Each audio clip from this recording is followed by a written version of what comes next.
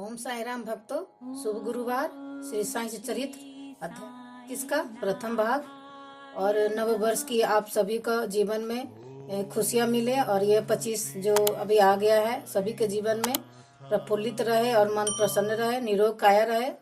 बाबा सब पर अपना आशीर्वाद का हाथ बनाए रखे। तो चलिए अब हम अध्याय शुरू करते हैं। बाबा की गया यात्रा, बकरों के पूर्व जन्म की कथा। इस अध्याय में सामा की काशी, प्रयाग व गया की यात्रा और बाबा किस प्रकार वहां इनके पूर्व ही चित्र के रूप में पहुंच गए तथा 2 बकरों के गत जन्मों का इतिहास आदि का वर्णन किया गया है। प्रस्तावना। हे साईं, आपके श्री चरण धन्य हैं और उनका स्मरण कितना सुखदायी है। आपके भव विनाशक स्वरूप का दर्शन भी धन्य है, जिनके फलस्वरूप कर्म बंधन छिन्न भिन्न हो जाते हैं। यद्यपि अब हमें आपके सगुण स्वरूप का दर्शन नहीं हो सकता, फिर भी यदि भक्तगण आपके श्री चरणों में श्रद्धा रखे तो आप उन्हें प्रत्यक्ष अनुभव दे दिया करते हैं। आप एक अज्ञात आकर्षक शक्ति द्वारा निकट या दूरस्थ भक्तों को अपने समीप खींचकर उन्हें एक दयालु माता के समान हृदय से लगाते हैं। हे साईं, भक्त नहीं जानते हैं कि आपका निवास कहाँ है, परंतु आप इस कुशलता से उन्हें प्रेरित करते हैं, जिनके परिणाम स्वरूप भाषित होने लगता है कि आपका अभय हस्त उनके सिर पर है। और यह आपकी कृपा दृष्टि का परिणाम है कि उन्हें अज्ञात सहायता सदैव प्राप्त होती रहती है। हाँ भक्तों, ये बिल्कुल सही है कि क्योंकि कभी हम लोग अपने जीवन में इस तरह से कभी उतार चढ़ाव देखने को मिलता है और बहुत ही परेशान हो जाते हैं अपने जो भी चलता है जीवन में। कभी आर्थिक तंगी, कभी रोग बीमारी, इस तरह से परेशान हम लोग हो जाते हैं। तो उस समय बाबा का ऐसा अभय हस्त लगता है कि सर पर है और कहीं न कहीं से सामायिक इनका सहायता बिल्कुल मिलता है। ये बिल्कुल पोथी में सही लिखा हुआ है। तो चलिए अब आगे हम बढ़ते हैं। कृपा दृष्टि का परिणाम है कि उन्हें अज्ञात सहायता सदैव प्राप्त होती रहती है। अहंकार के वशीभूत होकर उच्च कोटि के विद्वान और चतुर पुरुष भी इस भव सागर की दलदल में फंस जाते हैं। परंतु हे साईं, आप केवल अपनी शक्ति से असहाय और सुहृदय हृदय को भक्तों को इस दलदल से उबार कर उनकी रक्षा किया करते हैं। पर्दे की ओट में छिपे रहकर आप ही तो सब न्याय कर रहे हैं, फिर भी आपकी संपूर्ण जीवन गाथा न जान सका। इसीलिए यही श्रेयस्कर है कि हम अनन्य भाव से आपके श्री चरणों की शरण में आ जाएं और अपने पापों से मुक्त होने के लिए एकमात्र आपका ही नाम स्मरण करते रहें। आप अपने निष्काम भक्तों की समस्त इच्छाएं पूर्ण कर उन्हें परमानंद की प्राप्ति करा दिया करते हैं। केवल आपके मधुर नाम का उच्चारण ही भक्तों के लिए अत्यंत सुगम पथ है। इस साधन से उनमें राजसिक और तामसिक गुणों का ह्रास होकर सात्विक और धार्मिक गुणों का विकास होता है। इसके साथ ही साथ उन्हें क्रमशः विवेक, वैराग्य और ज्ञान की भी प्राप्ति हो जाएगी। तब उन्हें आत्म स्थिर होकर गुरु से भी अभिन्नता प्राप्त होगी और इसका ही दूसरा अर्थ है गुरु के प्रति अनन्य भाव से शरणागत होना। इसका निश्चित प्रमाण केवल यही है कि तब हमारा मन स्थिर और शांत हो जाता है।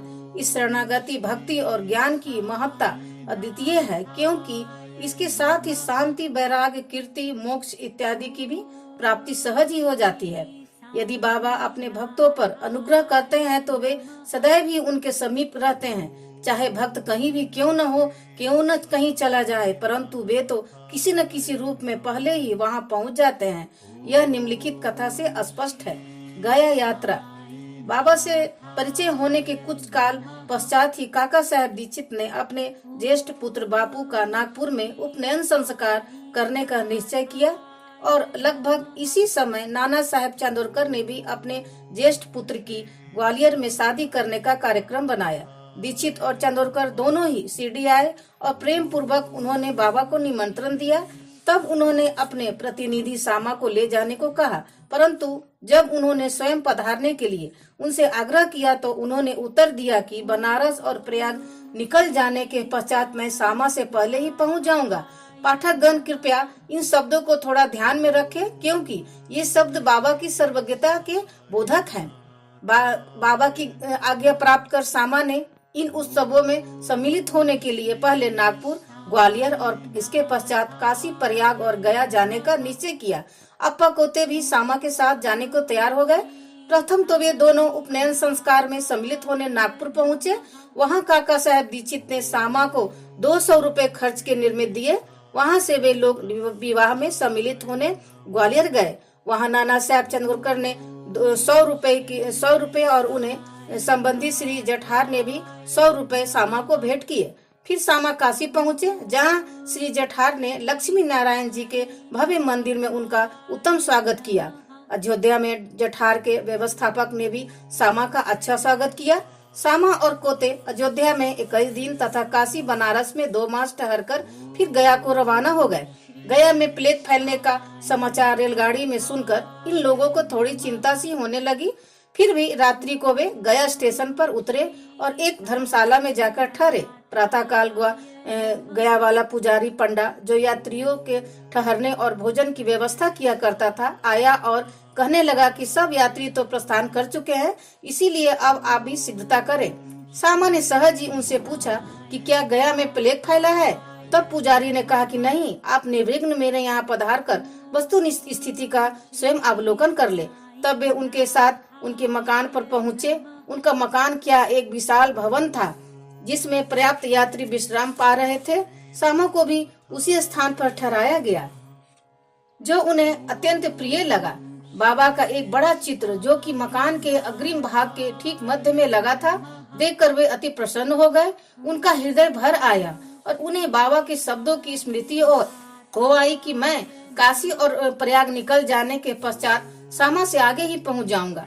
सामा की आंखों से अश्रुओं की धारा बहने लगी और उनके शरीर में रोमांच आया तथा कंठ रुंध गया और रोते रोते उनकी घिघियां बंध गई। पुजारी ने सामा की जो ऐसी स्थिति देखी तो उसने सोचा कि यह व्यक्ति प्लेग की सूचना से भयभीत होकर रुदन कर रहा है, परंतु सामा ने उनकी कल्पना के विपरीत प्रश्न किया कि यह बाबा का चित्र तुम्हें कहाँ से मिला? उसने उत्तर दिया कि मेरे 200-300 दलाल मनमान और पुरंताबे क्षेत्र में कार्य करते हैं। वहाँ शिरडी के साईं महाराज की कीर्ति मुझे सुनाई पड़ी। लगभग 12 वर्ष हुए मैंने स्वयं शिरडी जाकर बाबा के श्री दर्शन का लाभ उठाया था और वहीं सामा के घर में लगे हुए उनके चित्र से मैं आकर्षित हुआ था। तभी बाबा की आज्ञा से सामा ने जो चित्र मुझे भेंट किया था, यह वही चित्र है। सामा की पूर्व स्मृति जागृत हो गई और अब गया वाले पुजारी को यह ज्ञात हुआ कि ये वही सामा है जिन्होंने मुझे इस चित्र द्वारा अनुग्रहित किया था और आज मेरे यहाँ अतिथि बनकर ठहरे हैं, जो उनके आनंद की सीमा न रही। दोनों बड़े प्रेम पूर्वक मिलकर हर्षित हुए। फिर पुजारी ने सामा का बादशाही ढंग से भव्य स्वागत किया। वह एक धनाढ़ व्यक्ति था। स्वयं डोली में और सामा को हाथी पर बिठाकर खूब घुमाया तथा हर प्रकार से उसकी सुख सुविधा का ध्यान रखा। इस कथा से सिद्ध कर दिया कि बाबा के वचन सत्य निकले। उनका अपने भक्तों पर कितना स्नेह था, इसको तो छोड़ो, वे तो सब प्राणियों में एक सा प्रेम किया करते थे और उन्हें अपना ही सब रूप समझते थे। बोलो श्री सद्गुरु साईनाथ महाराज की जय। और शिरडी साईं चैनल की ओर से आप सभी को ओम साई राम और हैप्पी न्यू ईयर।